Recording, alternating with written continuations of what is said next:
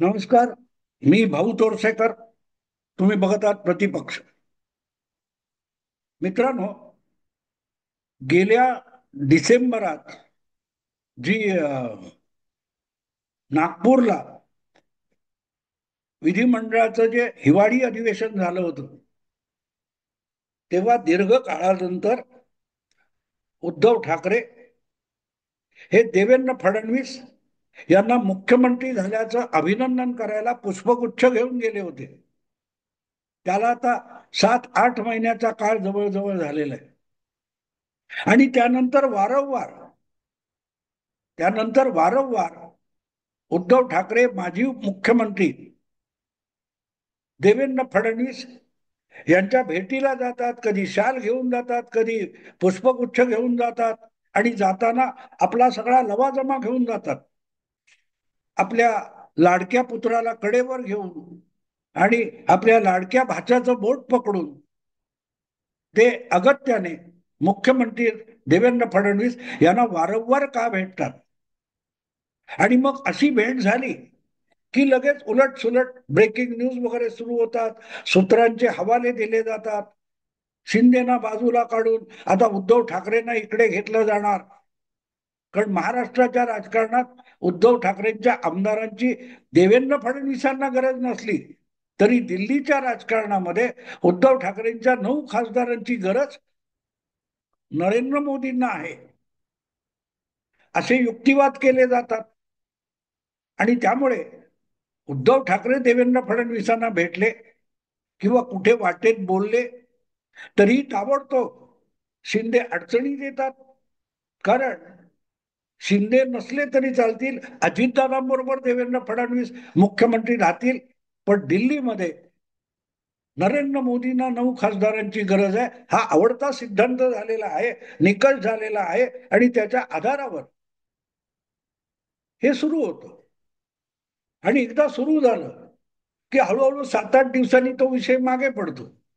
मग परत कधीतरी 1-1.5-2 महिन्यात उद्धव ठाकरे परत एकदा लवाजमा घेऊन देवेंद्र फडणवीसांना भेटायला जातात.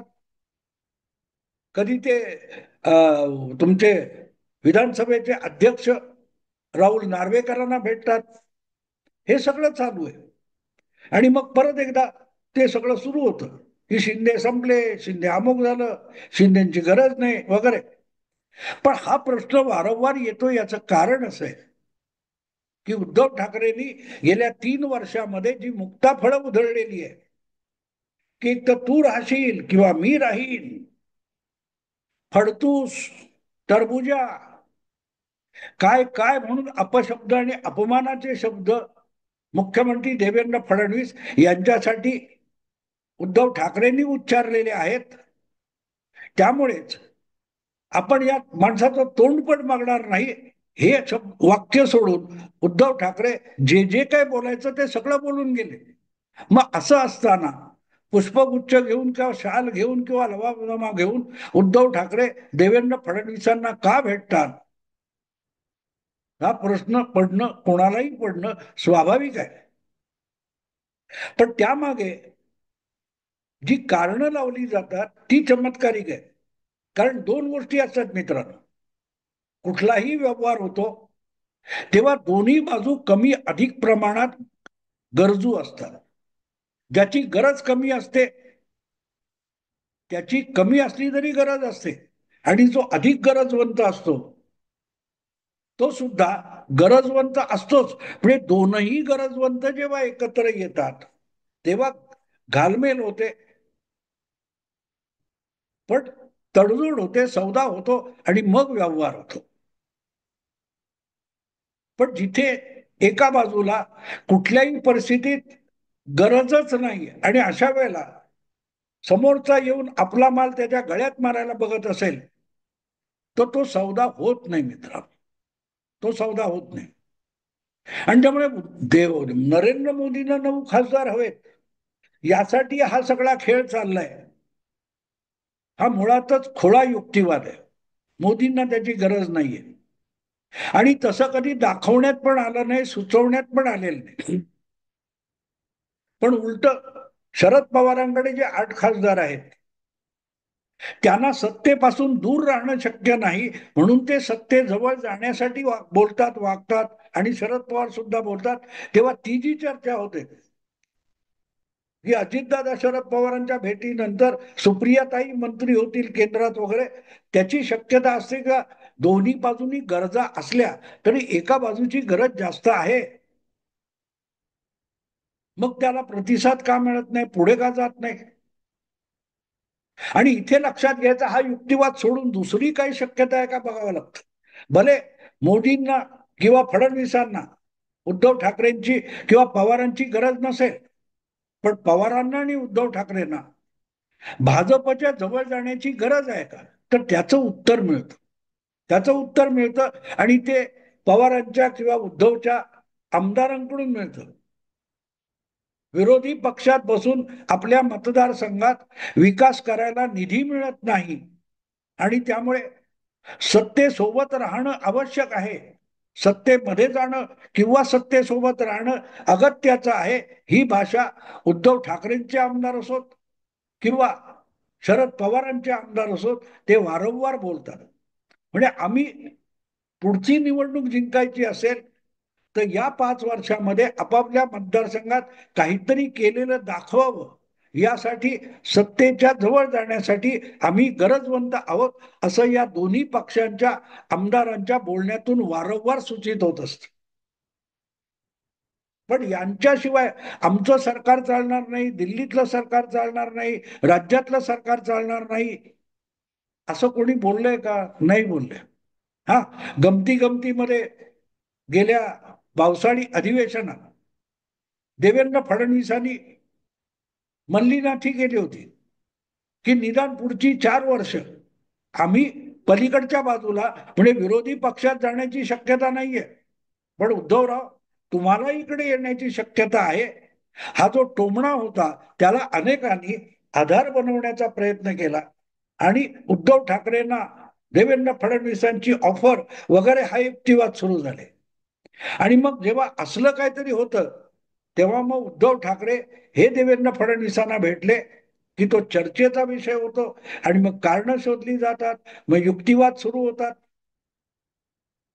पण मला वाटतं देवेंद्र फडणवीसांनी अलीकडल्या कुठच्या तरी एका पत्रकारांशी बोलताना त्याचा खुलासा केलेला आहे. खुलासा केलेला आहे. तो खुलासा असा आहे की विधानसभेमध्ये विरोधी पक्ष नेता नेमला जावा यासाठी उद्धव ठाकरे फडणवीसांना भेटतात, राहुल नार्वेकरांना भेटतात. आणि मला वाटतं तोच विषय भास्कर जाधवांनी विधानसभेत सुद्धा काढला होता आणि फडणवीसांनी त्याला विधानसभेतच उत्तर दिलं होतं की आमची काय अडचण नाही, तुम्ही एकत्र येऊन ठरवा तुमचा विरोधी नेता कोणतो, अध्यक्ष त्यावर निर्णय घेतील, अध्यक्षांचा हा अधिकार आहे. आता अध्यक्षांचा अधिकार हा मुद्दा महत्वाचा आहे. अध्यक्षांचा अधिकार केव्हा सुरू होतो की ज्या वेळेला साधारण प्रथेनुसार विधानसभेच्या एकूण सदस्यांची जी संख्या आहे त्याच्यात 10% सदस्य असलेला पक्ष विधानमंडळ विरोधी पक्षामध्ये नसतो. तेव्हा मग जे कोणी विरोधी पक्षात छोटे मोठे पक्ष आहेत आणि त्यांचे गटनेते आहेत त्यापैकी एका गटनेत्याला विरोधी नेता घोषित करण्याचा विशेषाधिकार हा सभापती किंवा विधानसभा अध्यक्षांकडे असतो. पण विरोधी पक्ष जर आपल्याकडे 10% सदस्य नसतील तर त्या पदावर दावा करू शकत नाहीत, ही गोष्ट लक्षात घेतली पाहिजे. आणि म्हणून हक्क म्हणून नाही, कृपा म्हणून, मेहरबानी म्हणून विरोधातल्या एका पक्षाला किंवा सर्वात मोठ्या पक्षाला विरोधी नेतेपद सभागृहातलं दिलं जावं यासाठी उद्धव ठाकरे आग्रही आहेत. आणि त्याचं आणखीन एक कारण आहे. अगदी अलीकडेच विधान परिषदेत अंबादास दानवे हे उबाठा शिवसेनेचे नेते, हे विरोधी नेते होते, विरोधी पक्ष नेते होते, अधिकृतपणे होते. पण आता त्यांची स्वतःचीच विधान परिषद सदस्यत्वाची मुदत संपत आलेली आहे आणि त्यामुळे विधिमंडळाचं पुढचं अधिवेशन डिसेंबरमध्ये होण्यापूर्वी अंबादास दानवेच सदस्य राहणार नसतील तर विधान परिषदेत सुद्धा त्यांच्यानंतर विरोधी नेता कोण हा प्रश्न आहे. आणि विधानसभेत अजूनही कोणालाही सभाध्यक्षांच्या कृपेने विरोधी नेता म्हणून नेमलेलं नाही. आणि ही सगळ्यात मोठी गोची आहे. कारण प्रसाद म्हणून मिळाला पाहिजे, हक्क म्हणून मिळणार नाहीये. आणि तुम्ही ज्या पद्धतीमध्ये विधानसभेचे अध्यक्ष असतील, सत्ताधारी पक्ष असेल, सत्ताधारी आघाडी असेल, यांच्यावर रोजच्या रोज शिव्या शापांचा वर्षाव करता, आरती न करता, भजन न करता शिव्या शापांचा वर्षाव केल्यानंतर प्रसाद मिळावा अशी कोणी अपेक्षा करत असेल तर तो खोडेपणा असतो. आणि अधिकार असून सुद्धा फायदा काय. तुम्हाला जे विरोधी राजकारण करायचं आहे ते आपल्या पक्षामध्ये, आपल्या आघाडीमध्ये सुद्धा एक दिलाने तुम्ही करू शकत नाही. एक साधी गोष्ट सांगतो, शरद पवारांचे 10 आणि उद्धव ठाकरेंचे 20 असे आमदार एकत्र आले तर 30 जण एक गट म्हणून विधानसभेत बसणार असतील तर त्यांच्या नेत्याला विरोधी नेता म्हणून दावा करता येईल की माझ्या मागे 30 आमदार आहेत, 20 अधिक 10 30, आम्ही एक गट आहोत. तर सभापतींना हक्क म्हणून जो कोणी नेता असेल त्याला विरोधी नेता घोषित करावा लागेल. पण मग गंमत अशी होते की एकदा तुम्ही त्या नेत्यावर, समजा शिवसेनेचा असेल, भास्कर जाधव असतील, आणि त्याला आपला विधिमंडळातला नेता म्हणून सही शिक्क्यानिशी शरद पवारांच्या आमदारांनी मान्यता दिली तर त्यानंतर तो जो गटनेता असेल, विरोधी नेता असेल, त्याने काढलेला व्हीप हा भले शिवसेनेचा नेता असेल तरी शरद पवारांच्या 10 आमदारांना लागू होतो. तो व्हीप मोडला तर त्याच्यावर पक्ष शिस्तीची, अपात्रतेची कारवाई सुरू होऊ शकते. म्हणून एक दिलाने पवार गट आणि उद्धव गट एकत्र येऊ शकत नाहीत आणि त्या पदावर उपलब्ध असून दावा करू शकत नाही. कारण एकमेकांविषयीचा अविश्वास आहे, एकमेकांविषयीचा अविश्वास आहे. पवार गटाचे 10 आमदार उद्धव ठाकरेंवर विश्वास ठेवायला तयार नाहीत. कारण उद्या त्यांचा व्हीप मोडला, उद्या यांचं मनोमन भांडणं सुरू झाली तर काय करणार. हा भाग लक्षात घेतला पाहिजे मित्र. आणि म्हणून इथली सोडा, हरियाणाची निवडणूक तर महाराष्ट्राच्या 2 महिने आधी झाली. तिथे भरपूर संख्या आहे, भरपूर संख्या आहे. जवळजवळ 10 महिने होत आले हरियाणाची विधानसभा निवडणूक संपून, मुख्यमंत्री झाले, मंत्रिमंडळ झालं, पण अजूनही विरोधी पक्षाच्या पदावर काँग्रेसला हक्क सांगता आलेला नाही. कारण विरोधी नेता कोणाला करायचं हे सुद्धा काँग्रेस पक्ष हरियाणात ठरवू शकलेला नाही. पक्षाच्या आत 3 गट आहेत, एकमेकाच्या उरावर बसतात. त्यामुळे कुठल्याही एका गटाच्या नेत्याला विरोधी नेता केलं तर उरलेले 2 गट जे त्याची कोंडी करायला कमी करणार नाहीत याची भीती काँग्रेसच्या हायकमांडला सतावते.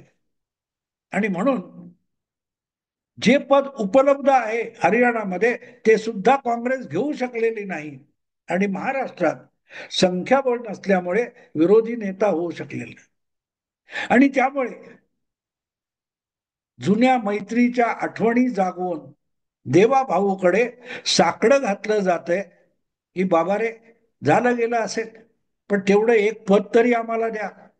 आम्ही तुम्हाला निवडणुका जिंकल्यानंतर सुद्धा मुख्यमंत्री पदापासून वंचित ठेवलं.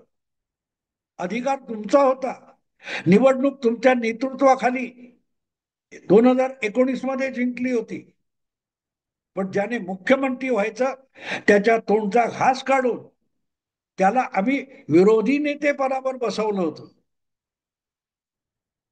ती मैत्री आठवून आज आमच्या वाडग्यात साधं विरोधी नेतेपद तरी टाका हो, या गयावया करायला उद्धव ठाकरे वारंवार त्या देवाभाऊकडे जातात की ज्याचं मुख्यमंत्रीपद त्याच उद्धव ठाकरेंनी हिरावून घेतलं होतं.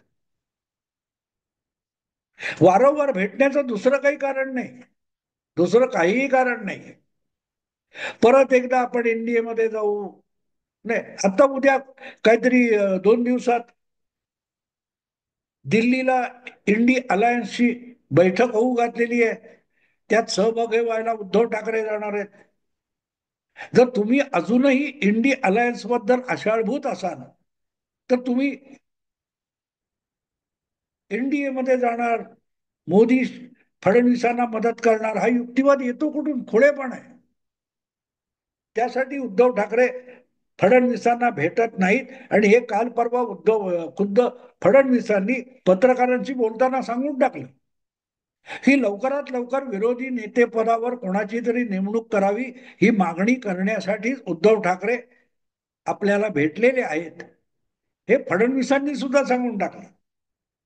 आणि त्याचं कारणही मी तुम्हाला सांगितलं की विधान परिषदेतला एक तरी विरोधी नेता आपल्याकडे होता.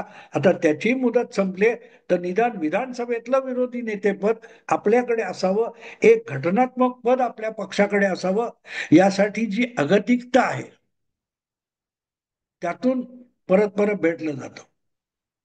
पण अर्थातच ज्यांना अफवा पिकवायच्या असतात, मग इकडचे असोत किंवा तिकडचे असोत, म्हणजे भाजप समर्थक असोत किंवा भाजप विरोधक असतो, त्यांना ज्यांना अफवांचा बाजार पिकवायचा असतो, त्यांच्यासाठी हे असलं जे काय असतं ते आगीत तेल होतं. त्यामुळे इकडचे लोक हे बोलतात, ते तिकडचे लोक, बघा आता दिशा सालियन प्रकरण आलं, आता आलं बोलण्यावर, आदित्य ठाकरे तुरुंगात गेल्याशिवाय राहणारच नाही.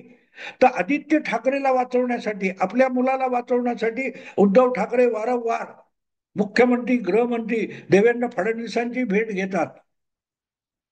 विषय जर फडणवीसांच्या किंवा मुख्यमंत्र्यांच्या किंवा गृहमंत्र्याच्या हातीच नाहीये, तो विषय कोणीतरी हायकोर्टात घेऊन गेलेला आहे. त्यामुळे हायकोर्टाच्या आदेशानुसार जी काय सुनावणी अटक व्हायची ती होईल.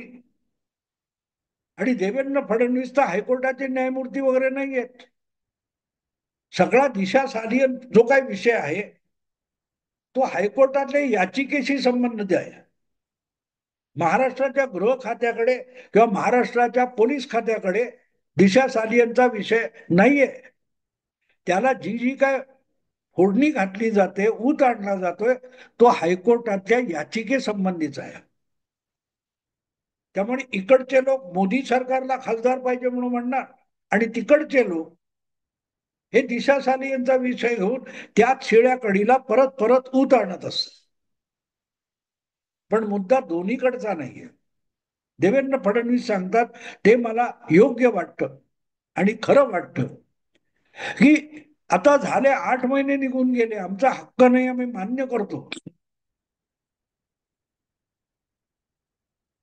पण तरी विरोधी पक्षातला 20 आमदार असलेला सगळ्यात मोठा पक्ष म्हणून उभाठा शिवसेनेला विरोधी नेतेपद मिळावं यासाठी आग्रह करायलाच उद्धव ठाकरे फडणवीसांना भेटायला जात असतात. पण जो मित्र होता, त्या मित्राशी तुम्ही दगाफटका गेल्यानंतर तो मित्र आता व्यवहारी आहे, आणि नुसता व्यवहारी नाही तर राजकारणातला एक धुरंधर आणि बिलंदर खेळाडू आहे. त्यामुळे अतिशय चतुराईने फडणवीस हा विषय झटकून टाकतात. परवा विधानसभेत तुम्ही बघितलं असेल, पावसाळी अधिवेशनामध्ये हा विषय जेव्हा निघाला तेव्हा फडणवीसांनी काय सांगितलं, आमची काही हरकत नाहीये, पण हा आमचा अधिकार नाहीये. विरोधी नेता नेमणं हा अधिकार सरकारकडे नाहीये, आणि सरकार विरोधी नेता कोण असेल हे ठरवू सुद्धा शकत नाही. तो विधानसभेच्या अध्यक्षांचा विशेषाधिकार आहे. आणि अध्यक्ष म्हणजे राहुल नार्वेकर जे काही ठरवतील, ज्याला कोणाला विरोधी नेता ठरवतील आणि नेमतील, तो सत्ताधाऱ्यांना सुद्धा मान्य असेल असं देवेंद्र फडणवीसांनी सांगून टाकलं.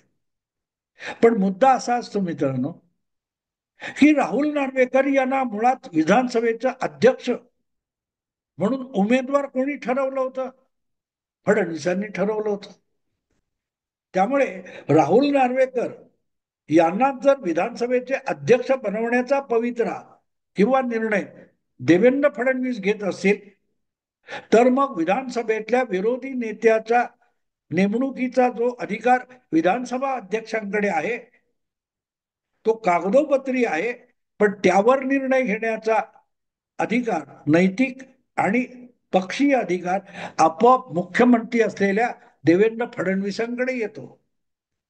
त्यामुळे ज्या वेळेला देवेंद्र फडणवीस किंवा मुख्यमंत्री विधानसभा अध्यक्षांना सांगतील ही करून टाका, उभाठाचा केला तरी हरकत नाही, नाहीतर काँग्रेसचे 16 आमदार आहेत, काँग्रेस दावा करत असेल तो काँग्रेसनेही करायला हरकत नाही, कारण हक्क कोणाचाच नाहीये. जो कोणी विरोधी पक्षातला एक नेता विरोधी नेता म्हणून त्याला अधिकार द्यायचेत, तर तो सभापतींचा प्रेरोगेटिव्ह आहे. आणि म्हणून आपण तुम्हाला ताटकळत ठेवणार, खुंटीला टांगून ठेवणार असं देवेंद्र फडणवीस बोलत नाही.